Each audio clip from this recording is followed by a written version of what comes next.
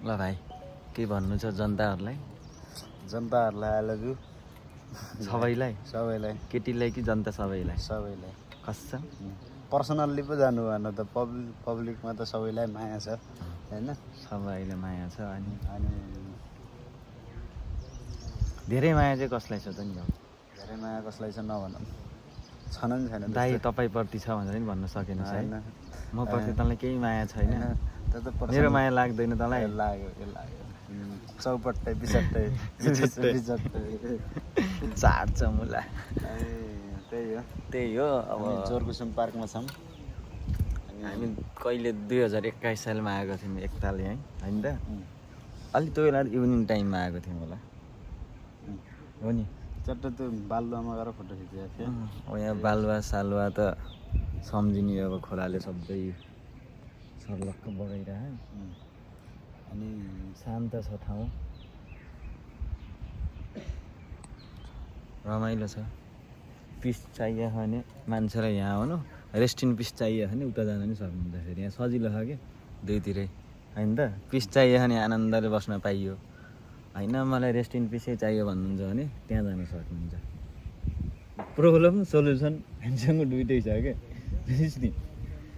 problem त छैन तपाईँ आफैमा प्रब्लम हो म आफैमा प्रब्लम हो भाइ हल्का खुस्किया एडा एडा भइरहेको म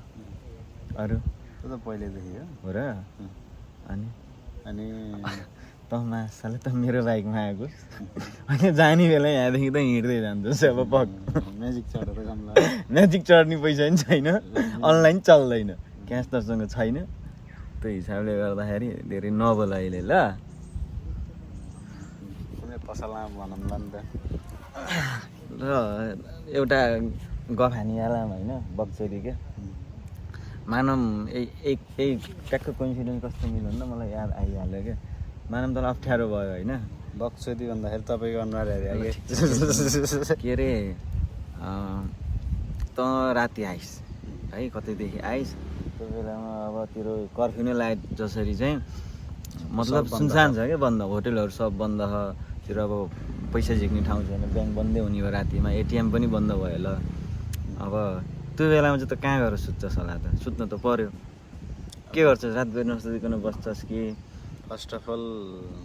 फोन घुमाउँछु पैसा भने फोन घुमाएर त्यो पनि बुझेन त्यो पनि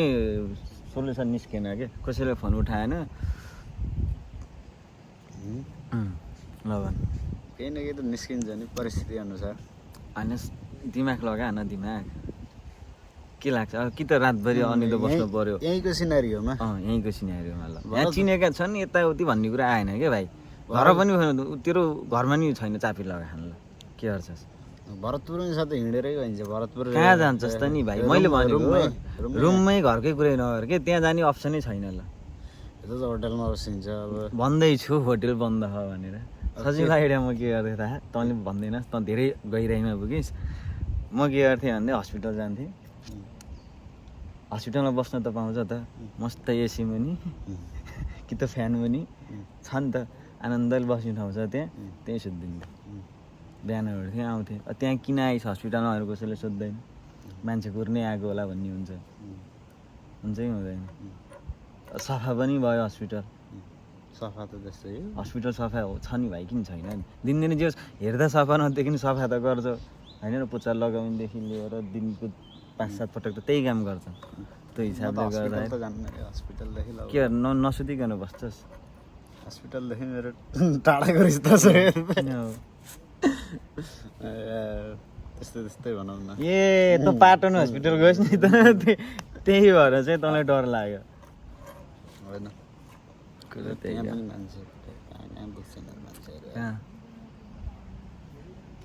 कहाँ देखिस् र मान्छे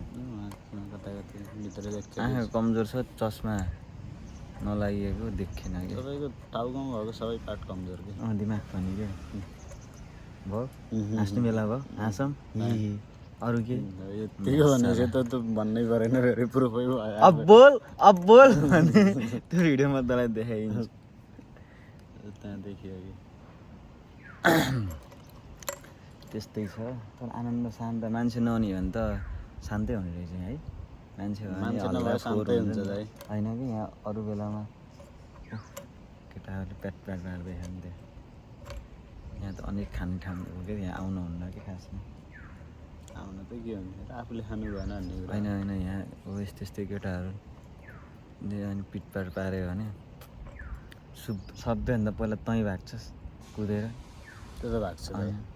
त्यो त भाग्छ भाग्नु पऱ्यो नि त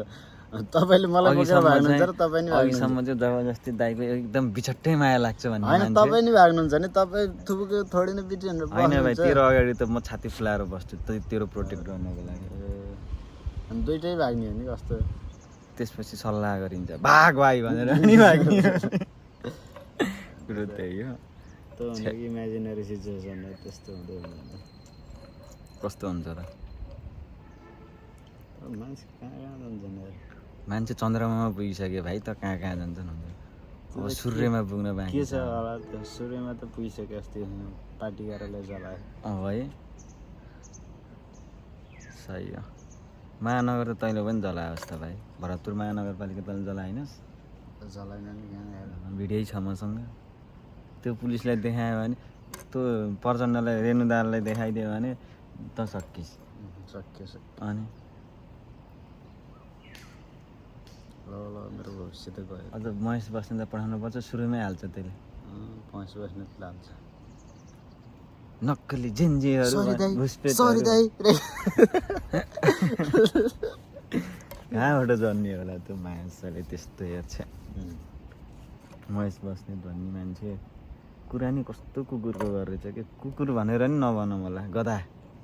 होइन कुकुरको बेजत हुन्छ बेजत हुन्छ त्यही भएर गधा गधा गधा भारी बोक्ने हो त्यो केपेलाई बोकेर हिँड्यो त्यो माछाहरू देखिरहेको होइन यस्तो गधाले कोही कोही बेला नचाहिने कुराहरू पनि बोक्छ नि त्यस्तै महेश बस्नेतले नि त्यही हो क्या नचाहिने कुरा बोक्यो हो केटीहरूलाई त्यो देशको